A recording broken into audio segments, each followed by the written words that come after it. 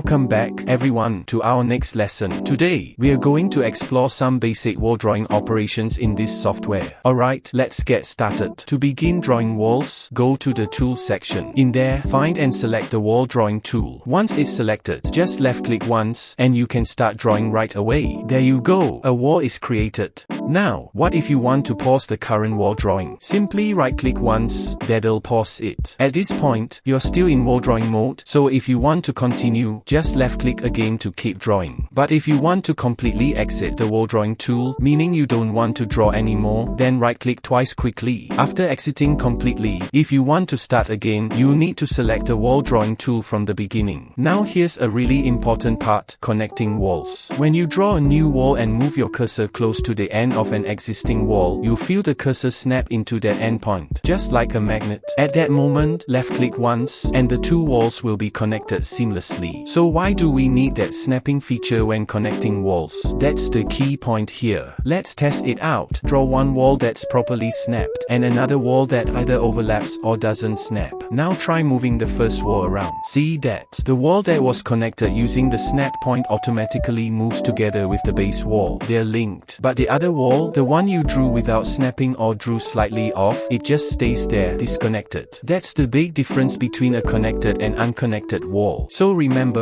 always make sure your cursor snaps to the connection point before clicking. Besides freehand drawing, you can also draw walls with exact dimensions. It's super easy. After your first left click to start drawing, just type the exact wall length on your keyboard. For example, if you want a wall that's 3 meters long, type 3000, since the default unit is millimeters. Now, what if you want to draw a wall at an angled direction? As you move your mouse, you'll notice when you hit common angles like 45 degrees or 90 degrees, the cursor slightly snaps again. That's the software's smart alignment feature helping you stay accurate. If you want a custom angle, say 30 degrees, here's what you do. After starting your wall and entering the length, let's say 4000 millimeters, press the angle shortcut key on your keyboard. You can then enter the desired angle, like 30, and hit enter. There you go. Now you have a 4-meter wall at a 30 degrees angle. And here's another cool feature. Once you've drawn a wall at 30 degrees, next time you draw another wall, when your cursor moves near that same direction, it'll lightly snap again to help you align with that 30 degrees angle. This makes it super convenient to create parallel or align walls with existing ones.